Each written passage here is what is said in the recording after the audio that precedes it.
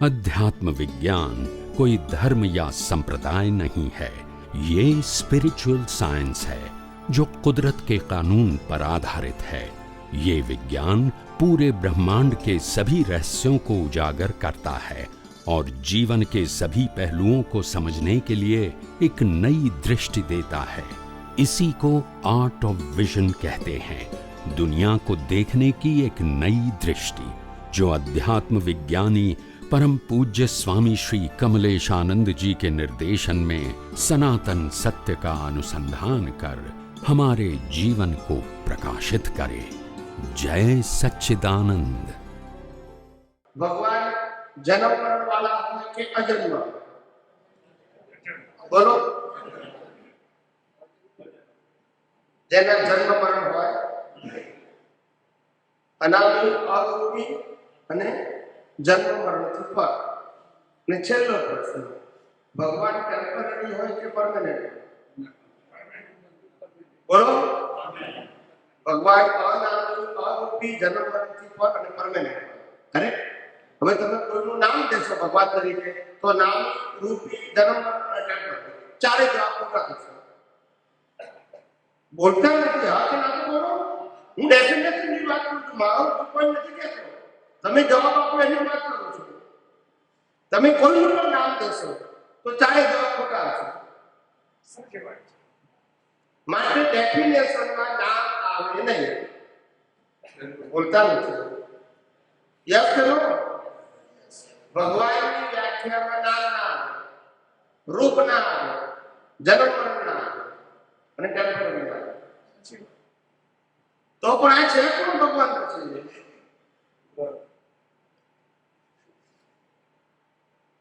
આપણે ભગવાન કેવું કોણ પછી? સમજાય છે? એટલે ભગવાન એ આત્મા છે, જેનું નામ નથી, રૂપ નથી, જન્મ નથી અને પરમેનન્ટ છે। યસ કે no? Soul is a god. Ramakrishna Mahavir god નહીં, પણ રામકૃષ્ણ મહાવીરની અંદર ગોડ ખરા। રામકૃષ્ણ મહાવીર નો અંત આવ્યો, બોલતા નથી। I am talking about the physical body.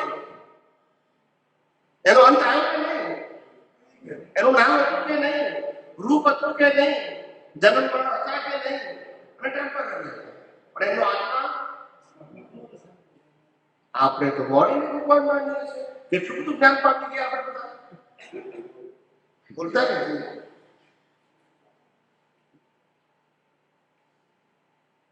ખ્યાલ આવે? રામે ક્યારે નથી કીધું કે હું ભગવાન છું? કૃષ્ણે ક્યારે નથી કીધું કે હું ભગવાન છું? મહાવીરે ક્યારે નથી કીધું કે હું ભગવાન છું? ખ્યાલ આવે? પણ આપણને બધાને ધર્મ અને સંપ્રદાયના ધર્મગુરુએ પાકું કરાયું કે આ જ આપણા ભગવાન, બીજાને માનવાના નહીં।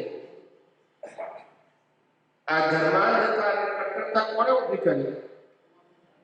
બોલો, કોણે ઊભી કરી? આપણે ઊભી કરી। તમારી પાસેથી જ્ઞાન ક્યાંથી આવ્યું? બોલો, વિચાર કેમ કરો છો? ધર્મગુરુએ કટ્ટરતા ઊભી કરી। આ જ ભગવાન, આ જ મંદિર, આ જ મંત્ર, આ જ રિચ્યુઅલ્સ, આના સિવાય કોઈને માનવાનો।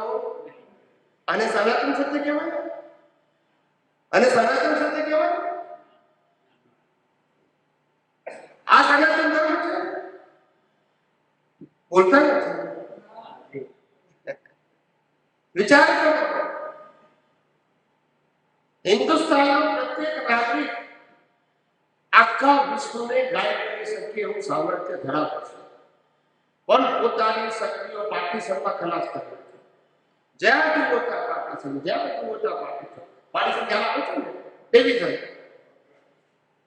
ધર્મ જુદા, ભગવાન જુદી, ગુરુ જુદા, ક્રિયા જુદી, બધું ભેદ કરી નાખે। નાતી જાતિ બધું ભેદ કરી નાખે, ઉચ્ચ જાતિ નીચ જાતિ બધું ભેદ કરી નાખે।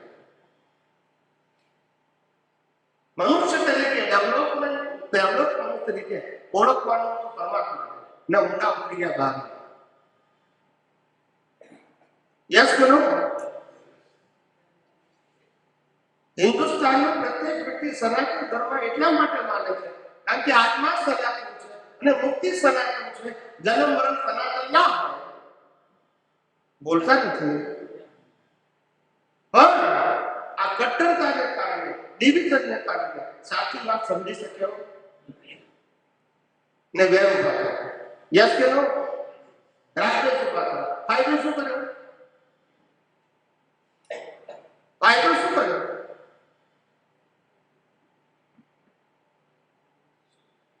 સમજાય છે? સત્ય અને સત વચ્ચે ભેદ સમજો. સત્ય અને સત. સત પરમેનન્ટ હોય, સત્ય વિનાશી. સત્ય એ આંખે દેખાય, સત આંખે ના દેખાય. સત્ય પરિવર્તનશીલ હોય, ટેમ્પરરી હોય. સત પરમેનન્ટ હોય, અપરિવર્તનશીલ. આજે જે સત્ય છે કાલે નથી. બોલતા નથી. આજે કુંવારો છું તો કાલે નથી. બોલતા નથી. બદલાઈ ગયો. હું જો કોઈનો ભાઈ છું, હું જો કોઈનો પતિ છું, હું જો કોઈનો પુત્ર છું, સત્ય બદલાય છે. બોલતા નથી. પણ સત નથી બદલાતું. હું કોઈનો દીકરો છું, કોઈનો બાપ છું, કોઈનો ધણી છું, કોઈ પણ આત્મા કોઈનો એ જ છે. સત બદલાતું અને સત્ય તો ટ્રક સત ઉપર રાખવું કે સત્ય ઉપર રાખવું? બોલો. ને રાખીએ છે પછી દશા દેહ પ્રાપ્ત થાય. વિચાર કરો આપણે કઈ જગ્યાએ ઉભા છે? ક્રિયા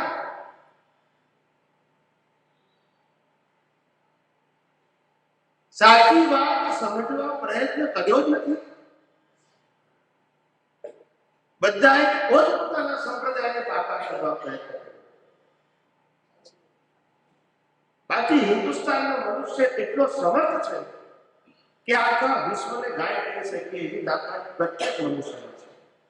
કારણ કે એટલું ડેવલપ થયેલું છે. શું થયું છે? પણ એની શક્તિઓ બધી વિનાશી અને વિભાજનમાં ખલાસ થઈ. જે હિન્દુસ્તાનનો નાગરિક અતિથિ દેવો ભવમાં માનતો. અતિથિ એટલે જેને ઓળખતા નથી એને પણ વેલકમ કરતા ને દેવ સમાન માનતા હતા. યસ કે નો? અતિથિ દેવો ભવ. આજે તો સગા ભાઈને આવવો તો ફોન કરવો પડે તો આવો. પેલો કે હવે ટાઈમ નથી તો કઈ વાત બોલતા નથી તો અતિથિ તો આવે નહીં કે આવે. અતિથિ દેવો ભવ. વિચાર કરો આપણી ક્યાં દ્રષ્ટિમાંથી ક્યાં ગયા. વસુદેવ કુટુંબકમમાં માનતા અને આજે ઘરમાં અનેક વિભાજન. બોલતા નથી. ક્યાં સંસ્કાર, ક્યાં દીર્ઘદ્રષ્ટિ અને ક્યાં લઘુ દ્રષ્ટિ. જે હિન્દુસ્તાનની અંદર લોકોને એમ થાય કે મારી પાસે કુદરતે જે આપ્યું છે એનો મને આનંદ નથી, પણ જે આપ્યું છે એને વહેંચવાનો મને આનંદ છે. યસ કે નો? આજે હજારો વર્ષ જૂની તમે ઇમારત જુઓ છો, એના ઇતિહાસ વાંચો તો જેને સર્વસ્વ લૂંટાઈ ગયું. ત્યારે આ ભારત દેશ મહાન થયો છે. એમને ખ્યાલ આવ્યો. અને આજે તો હગા ભાઈને પૈસા માંગે તો વિચાર કરો આપું કે ના. કેટલા ડાઉન ગયા. ડાઉન ખ્યાલ આવે છે ને? વિચાર ગયા. આ દુનિયામાં કઈ પણ વસ્તુ આપણી પાસે છે એ આપણી છે ખરી? તો તું શેના કેલ્ક્યુલેશન આટલા બધા? શ્વાસ આપણો છે, શરીર આપણું છે નહીં, પણ શેની માલિકી શેની કરો છો તમે? માલિકી કરો છો શેની છે આપણી પાસે?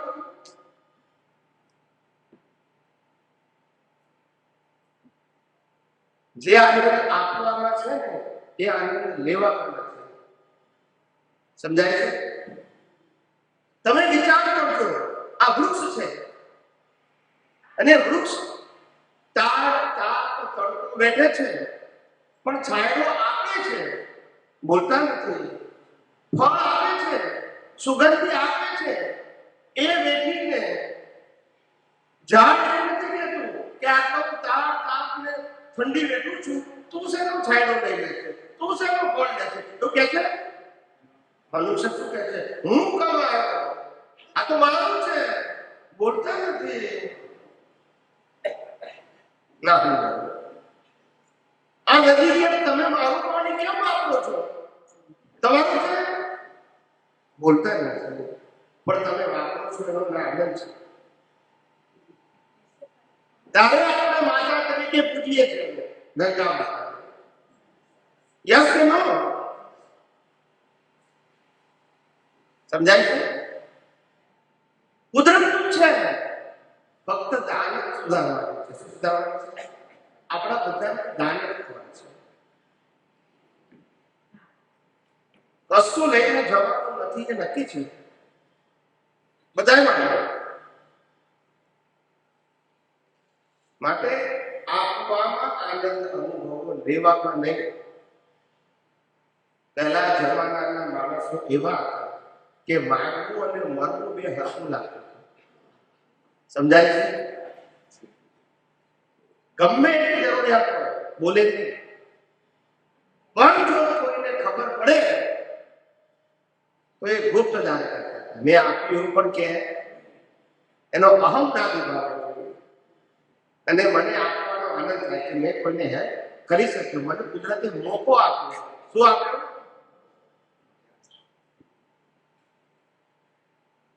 એક ભૂખ્યા માણસને જ્યારે ભોજન આપો ને ત્યારે એના મોઢાનું જે આનંદ મળશે ને એ અદભુત હશે. એક ટેન્શન વાળા માણસ જ્યારે આપણે ટેન્શન દૂર કરી શકીએ ને કોઈ પણ એનો આનંદ જુદો હોય છે. સમજાય છે? ભૂખ્યા માણસ પેટ ભરીએ ને આપણે, એનું પેટ ભરાય કરીએ આપણે, તેનો આનંદ જુદો હોય. અને 5 સ્ટાર હોટલમાં જમવા જઈએ એનો આનંદ જુદો હોય. બોલતા નથી. સમજાય છે કે નહીં? લાખો કરોડો ડોલરનું શોપિંગ કરીએ બધી વસ્તુ છે. સમજાય છે? અને ગરીબને પીયા આપીએ એનો આનંદ જુદો હોય સાહેબ. બોલતા નથી. ભગવાનની રોજ સેવા પૂજા કરનારો પૂજારી જે મંદિરમાં સેવા પૂજા કરે છે, ભગવાનનું મંદિર સાફ સુફ રાખે છે. સમજાય છે? અને એ ભક્તો જે આવે છે એના ઉપર હસે છે પૂજારી. કારણ કે બધા ભક્તો પ્રાર્થના કરે કે મારો ધંધો સારો ચાલે, મારી એક્ઝામ સારી થાય, મારા દીકરાને વહુ મળી જાય, દીકરીને જમાઈ છોકરો સારો મળી જાય, મારું હેલ્થ સારું રહે. આવી પ્રાર્થના કરે છે 2 મિનિટ આવીને મંદિરમાં. યસ કે નો? અને પૂજારી હસે છે કે હે ભગવાન, આ માણસો કેવા છે, 2 મિનિટ આવીને પ્રાર્થના કરે છે અને ફળની અપેક્ષા રાખે છે. અને હું 5 વર્ષથી નવડાવું ખોડાવું તમને સાફ કરું છું તો પગાર નથી કરતો મારો. બોલતા નથી. નહીં પણ સાચી વાત છે કે ખોટી?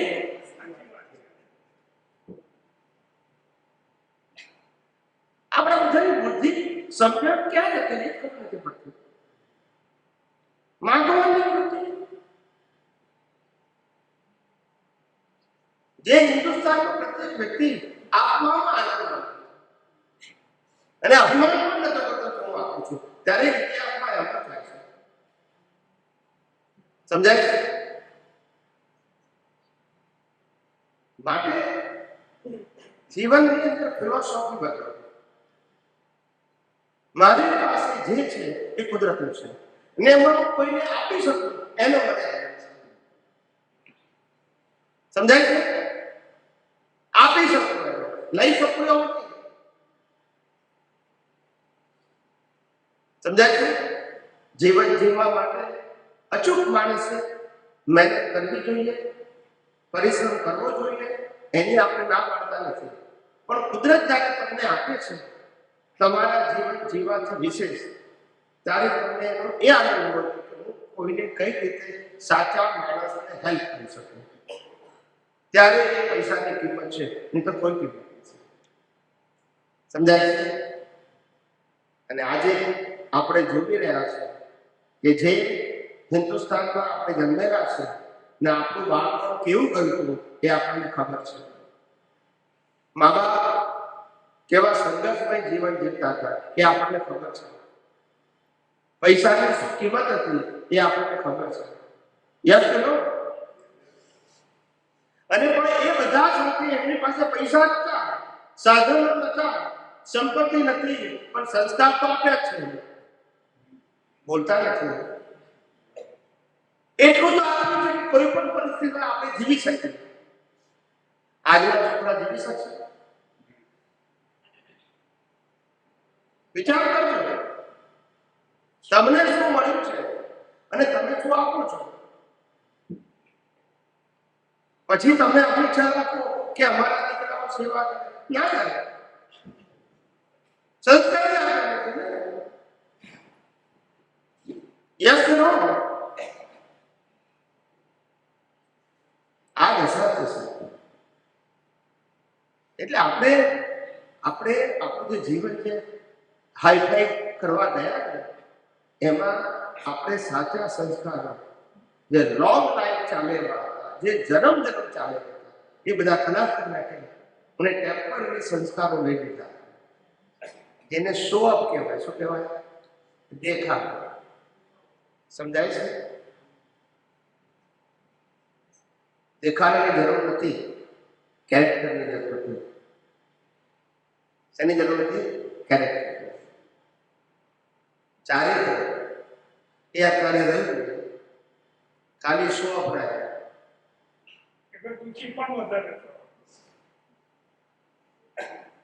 મને કીધું, હું તો 94 થી આવું છું યુએસએમાં.